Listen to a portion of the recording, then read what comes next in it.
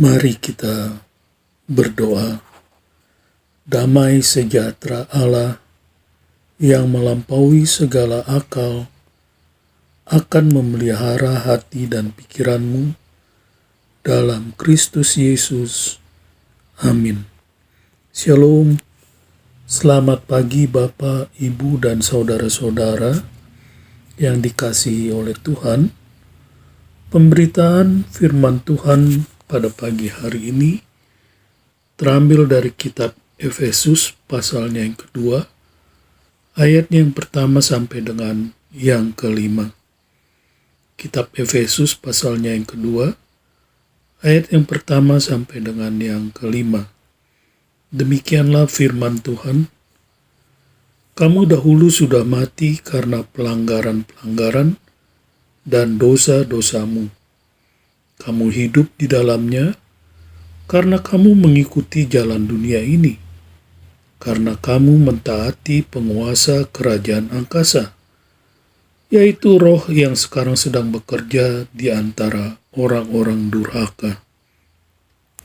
Sebenarnya dahulu kami semua juga terhitung di antara mereka, ketika kami hidup di dalam hawa nafsu daging dan menuruti kehendak daging dan pikiran kami yang jahat. Pada dasarnya, kami adalah orang-orang yang harus dimurkai, sama seperti mereka yang lain. Tetapi Allah yang kaya dengan rahmat oleh karena kasih-Nya yang besar, yang dilimpahkannya kepada kita, telah menghidupkan kita bersama-sama dengan Kristus, sekalipun kita telah mati oleh kesalahan-kesalahan kita. Oleh kasih karunia kamu diselamatkan. Demikian pembacaan firman Tuhan di pagi hari ini. Bapak, Ibu, dan saudara-saudara yang dikasihi oleh Tuhan, dalam bagian firman Tuhan ini, Paulus berulang kali menekankan bahwa keselamatan diperoleh hanya berdasarkan kasih karunia yang diterima melalui iman. Oleh karena itu, perbuatan baik maupun usaha manusia tidak akan pernah cukup untuk mendapatkan keselamatan. Setiap manusia adalah makhluk yang telah terjatuh ke dalam dosa, baik yang dilakukan dengan disengaja maupun yang dilakukan dengan tidak disengaja. Dan karena hal inilah, maka kita hidup di dalam keterpisahan dari Allah. Hanya melalui rahmat dan kasih karunia-Nya, kita diselamatkan. Oleh sebab itu tidak ada tempat untuk menyombongkan diri. Ini juga berarti bahwa semua orang yang diselamatkan, baik orang Yahudi maupun bukan Yahudi, adalah bagian dari persekutuan rohani yang sama.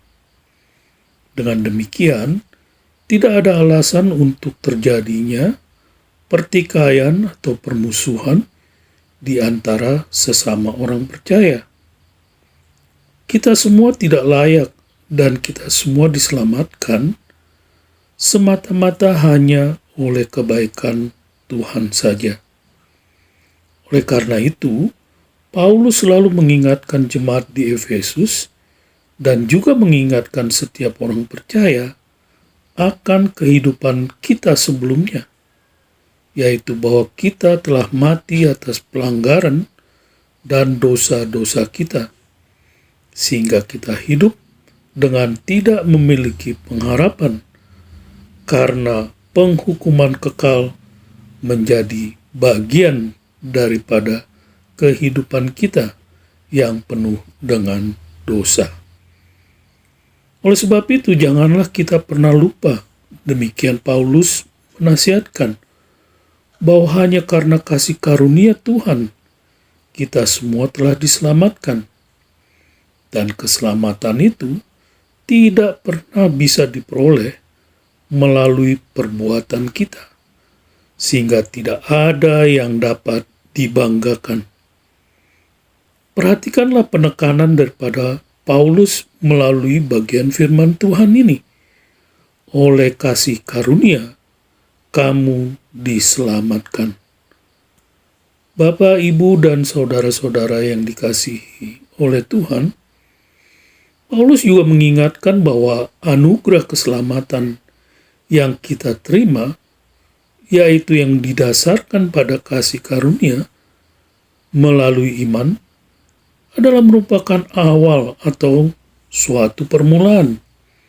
Karena Paulus memberitahu kita fakta yang menakjubkan bahwa kita akan dibangkitkan bersama-sama dengan Kristus dan akan duduk bersama Dia di sorga kekal.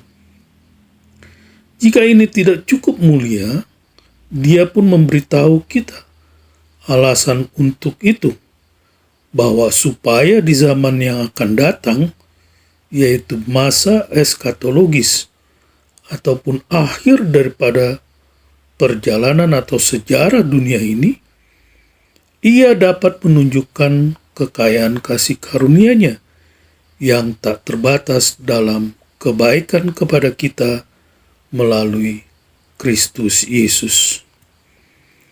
Kasih karunia Tuhan merupakan salah satu dari banyak sifat atau jati dirinya, karena di dalam dan melalui dirinya sendiri, Allah adalah kasih adanya.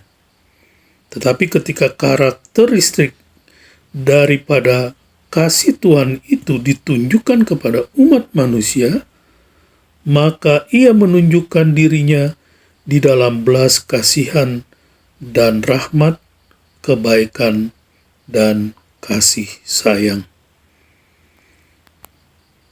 Paulus berkata, "Aku berdoa supaya kamu bersama-sama dengan segala orang kudus dapat memahami betapa lebarnya dan panjangnya dan tingginya dan dalamnya kasih Kristus." Selamat beraktivitas, Tuhan memberkati. Bapa, terima kasih untuk firman-Mu di pagi hari ini. Kami sungguh bersyukur ya Tuhan, hanya karena kasih karunia-Mu lah kami orang berdosa ini diselamatkan oleh Tuhan.